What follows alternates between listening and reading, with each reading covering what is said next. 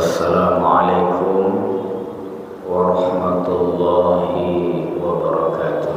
Waalaikumsalam warahmatullahi wabarakatuh. Alhamdulillah, wassalatu wassalamu ala rasulillah wa ala alihi wa sahbihi wa man wala. Asyhadu an la ilaha illallah wa asyhadu anna Muhammadar Rasulullah la nabiyya ba'da. Amma ba'd. Bapak, Ibu, kaum muslimin dan kaum muslimat jamaah salat zuhur yang dirahmati oleh Allah Subhanahu wa taala. Pada pertemuan kita kali ini, pembahasan kita adalah berkaitan dengan sunnah Nabi. Apa yang dimaksud dengan sunnah?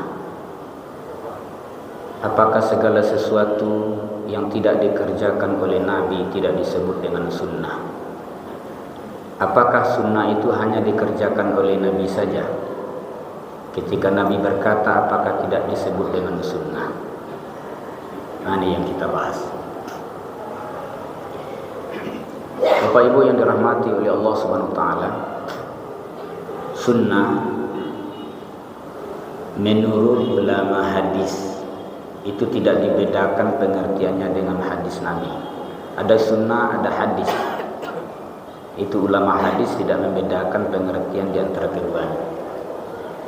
Sunnah atau hadis itu adalah ma uthira 'anin nabi sallallahu alaihi wasallam min qaulin aw fi'lin aw takririn aw sifatin khalqiyatin aw khuluqiyatin. Segala sesuatu yang bersumber dari Nabi sallallahu alaihi wasallam, perkataan, perbuatan, ketetapan, sifat, akhlak dan juga sirah Nabi. Ini disebut dengan sunnah atau juga disebut hadis. Kemudian ulama usul fiqh itu membedakan antara pengertian sunnah dengan hadis. Kalau sunnah menurut ulama usul itu ma'udifa anin nabi sallallahu alaihi wasallam min qaulin aw fi'lin aw takririn. Segala yang disandarkan kepada Nabi sallallahu alaihi wasallam, perkataan, perbuatan, ketetapan. Jadi sunnah menurut ulama usul hanya 3 saja: perkataan, perbuatan, ketetapan. Sementara hadis menurut ulama usul fiqh itu ma'udifa 'anil nabi sallallahu alaihi wasallam min qaulin aw fi'lin aw takririn aw sifatin. Jadi sifat Nabi termasuk ke dalam hadis. Tapi ulama usul tidak memasukkan sifat Nabi kepada sunnah. Nah, kemudian kita ambil, Bapak Ibu yang dimuliakan Allah, pengertian sunnah menurut ulama usul ini: perkataan, perbuatan, ketetapan Nabi. Jadi, seandainya Nabi sallallahu alaihi wasallam bersabda, meskipun Nabi tidak memperbuatnya, itu sunnah. Misalnya, seorang sahabat bernama Jabir bin Abdullah itu ditanya oleh Nabi, apakah engkau sudah menikah, wahai Jabir? Kata Jabir, sudah. Dengan gadis atau dengan janda? Jabir ini menjawab, dengan janda. Mengapa engkau tidak menikah dengan seorang gadis, sehingga engkau bisa bersenang-senang dengannya dan dia bisa bersenang-senang denganmu? Sabda Nabi ini kan keluar dari lidahnya Nabi, menyampaikan kepada Jabir mengapa tidak menikah dengan gadis, sementara Nabi sendiri menikah dengan janda. Jadi menikah dengan gadis yang disampaikan oleh Rasul itu adalah sunnah, meskipun Nabi tidak mengerjakan. Nah, kemudian sahabat bertanya kepada Nabi sallallahu alaihi wasallam, ayyud du'a asma'? Doa mana yang paling didengar Allah? Ini hadis yang diriwayatkan oleh Al-Imam At-Tirmizi hasan sahih. Kemudian Nabi sallallahu alaihi wasallam menjawab, qala jawful lailil akhir wa duburu salawatil maktubah. Doa yang didengar oleh Allah Subhanahu wa taala adalah jawful lailil akhir, pada ujung akhir malam. Itu waktu sebelum fajar terbit. Kemudian wa duburu salawatil maktubat, dubur salat. Nah, dubur salat ini menurut Ibnu Hajar Al-Asqalani dalam kitabnya Fathul Bari, dan juga disebutkan oleh Imam San'ani dalam kitabnya Subul Salam, dan juga dalam Syarah At-Tirmizi, itu adalah ba'da salat. Jadi setelah salat itu sebenarnya termasuk sunnah kalau berdoa. Walaupun Nabi tidak dilihat tradisinya oleh sahabat mengerjakannya. Karena ukurannya adalah ma'udifu ila Nabi sallallahu alaihi wasallam min qaulin, kata Nabi gitu. Nah, kemudian perbuatan Nabi. Apabila Nabi memperbuat segala sesuatu walaupun Nabi tidak mengatakan, itu sunnah. Pada umumnya salat yang ditegakkan oleh Nabi, seluruh mulai dari ucapan Nabi sampai Nabi mengerjakan, itu seluruh disebut dengan sunnah walaupun Nabi tidak mengatakan.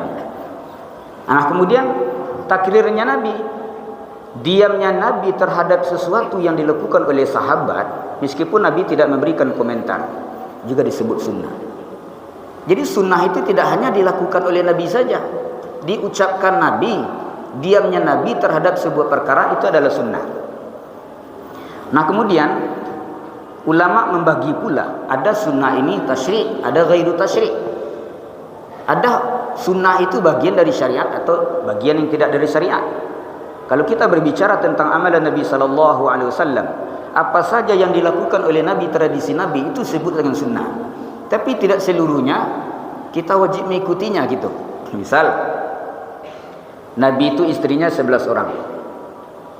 Kira apa? Kita ikuti Nabi sebalik orang biniwa? Tentu tidak. Karena ini memang sunnah sebenarnya, tapi bukan untuk seluruh umat. Nabi itu rambutnya panjang. Rambutnya panjang sampai bau, Pak. Nah, baca nanti dalam Syama'ilul Muhammadiyah karangan Al-Imam At-Tirmizi. Jadi kalau Pak tak panjang rambut, nak ikuti sunnah Nabi. Karena Nabi itu panjang rambutnya. Nabi itu bercelak matanya. Ya kan? Nabi itu bercat rambutnya. Kalau seperti ini yang kita ikuti di zaman kita saat ini, Bapak Ibu, tentu akan rancu dilihat oleh banyak orang. Ya kan? Artinya ini tidak bagian dari sunnah yang wajib diikuti. Nah, kemudian yang wajib diikuti itu yang mana gitu? Adalah sunnah yang berkaitan dengan hukum-hukum syariat. Jadi kalau ada salat, seperti apapun Nabi melakukan salat, itu sunnah yang wajib kita ikuti. Nah, ketika kita mengikuti sunnah bagian dari syariat ini, maka akal kita tidak boleh berfikir tentang itu. Baku Nabi caduku salat, baku takaiku salat. Kalau sunnah yang demikian, kita wajib sami'na wa ta'na. Misalnya manasik haji, umrah dan sebagainya. Mengapa Umar bin Khattab mencium Hajar al-Aswad? Karena alasannya satu saja. Ini tradisi Nabi, dilakukan oleh Nabi. Kalau saya tidak melihat Nabi SAW mencium Hajar al-Aswad, maka saya tidak akan menciumnya. Nah, oleh karena itu Bapak Ibu, tidak benar orang mengatakan sunnah itu adalah apa dikerjakan oleh Nabi saja. Yang disabdakan oleh Nabi apakah tidak termasuk dengan sunnah? Oleh karena itu, sunnah itu apa yang dikatakan oleh Nabi. Pokoknya Nabi ada berkata, itu sunnah. Setiap Nabi berbuat, mengerjakan sesuatu sunnah, dan diam Nabi terhadap peristiwa yang dilakukan oleh sahabat adalah sunnah. Demikian, semoga bermanfaat. Wabillahi taufiq wal hidayah. Assalamualaikum warahmatullahi wabarakatuh.